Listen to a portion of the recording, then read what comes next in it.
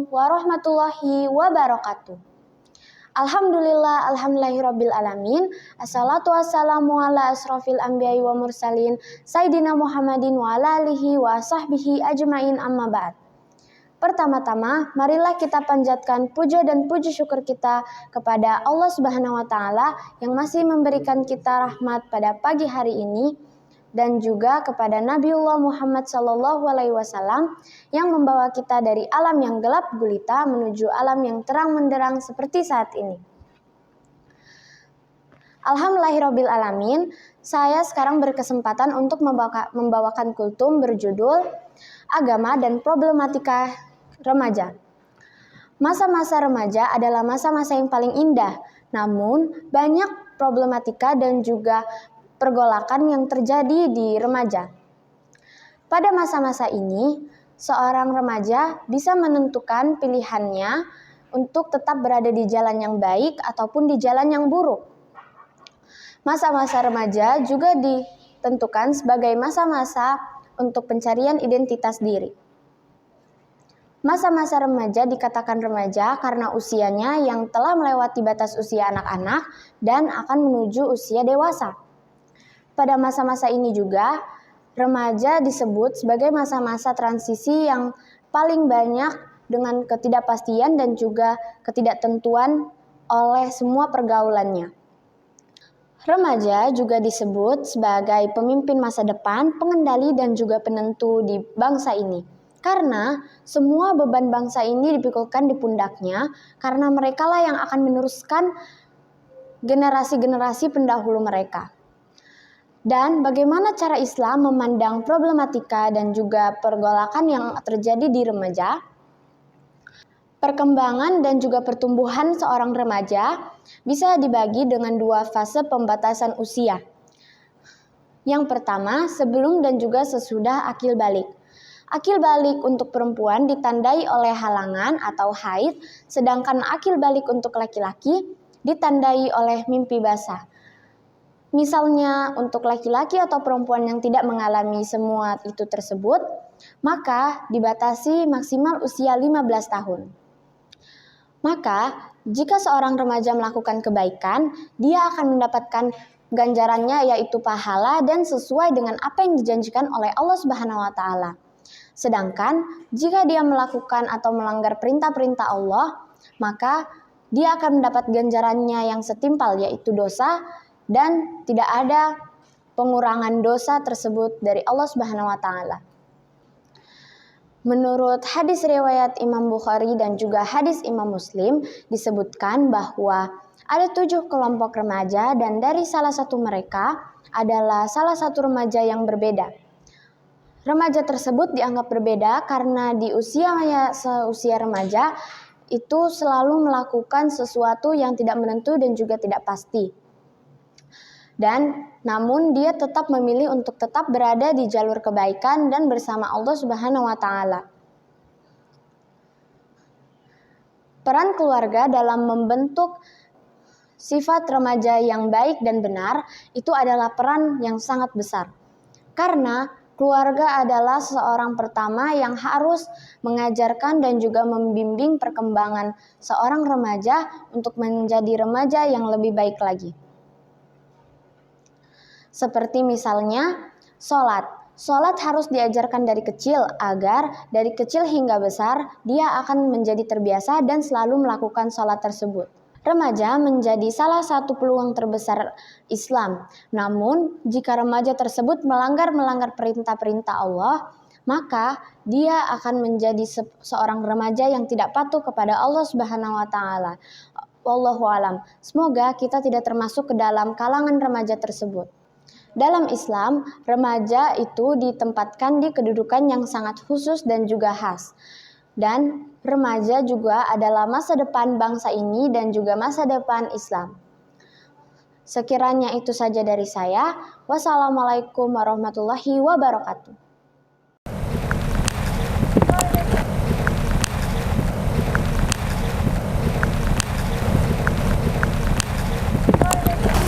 Kenapa pikir ke sini? Ya udah sekolah. Apa nu para sekarang motor ke sekolah? ayo pulang. Iya, Mau dulu pipi sekolah. Pulang mau. Dibilang Piko dulu sekolah baru Piko ya, Bu.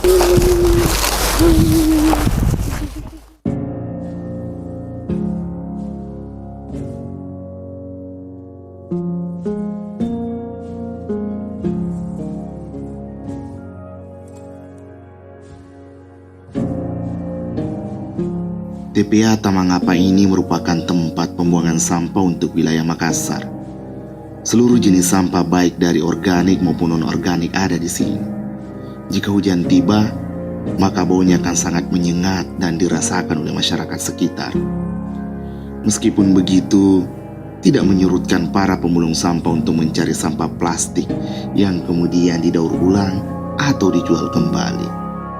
Salah satu perempuan yang bermukim di TPA Tamangapa sekaligus aktivitasnya mencari sampah plastik adalah Nahria. Saya seorang ibu rumah tangga. Selain ibu rumah tangga, saya bekerja di tempat pembuangan sampah akhir atau memilah-milah sampah. Yang kayak seperti ini, saya biasa memilah-milah. Keseharian saya itu adalah memilah-milah sampah atau plastik. Namun ada hal yang menarik di sini, bahwa pendapatan yang didapatkan dari memilah sampah bukan hanya digunakan untuk keperluan sehari-hari bersama keluarga, melainkan disisihkan untuk membangun sebuah taman baca yang bisa dimanfaatkan bagi anak pemulung dan anak yang tinggal di sekitar tempat pembuangan sampah ini. Nah, saya juga di sini bersedih sekali karena saya tidak mau melihat anak-anak putus sekolah. Saya tidak mau seperti saya karena saya yang merasakan yang namanya putus sekolah dan tidak mendapatkan ijazah selain ijazah SD. Maka dari itu saya ingin membantu anak-anak di tempat sampah bagaimana caranya supaya dia bisa mendapatkan sekolahnya kembali dan bisa juga membantu kedua orang tuanya. Bukan cuma putus sekolah terus pergi bekerja sampai dia di bawah umur, akhirnya terbengkalailah sekolah mereka.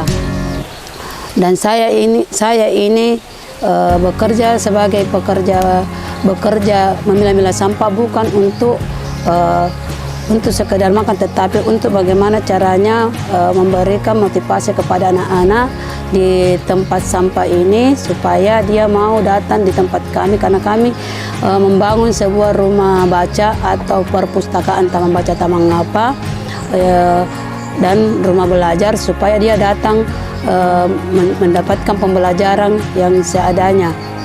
Kehadiran taman baca ini ternyata membuat para anak-anak di lingkungan TPA Tamangapa sering datang untuk membaca buku. Dari kisah ini membuat Sekolah Islam Adira Bukit Baruga melakukan observasi dan mengecek langsung kondisi di sana. Dari hasil observasi, tim Sekolah Islam Adira wilayah Bukit Baruga membuatnya tergerak untuk ikut terlibat membantu memperbaiki lokasi yang digunakan sebagai tempat taman baca. Nah, kenapa ini kita pilih? Karena ya setelah panitia mensurvei, kita melihat bahwa memang ini adalah tempat yang sangat representatif ya untuk kita bantu dari sisi pendidikannya, dari sisi keterampilannya, dari sisi pendidikan Quran dan sosialnya. Yang kemudian ada hal yang sangat memperkuat bahwa ketika teman-teman panitia melakukan survei itu bertemu dengan seorang ibu ya yang menjadi penanggung jawab kegiatan pendidikan ya yang dikoordinir ya dalam satu kegiatan atau tempat ya yang disebut dengan rumah belajar. Nama ibu itu adalah Ibu Naharia ya.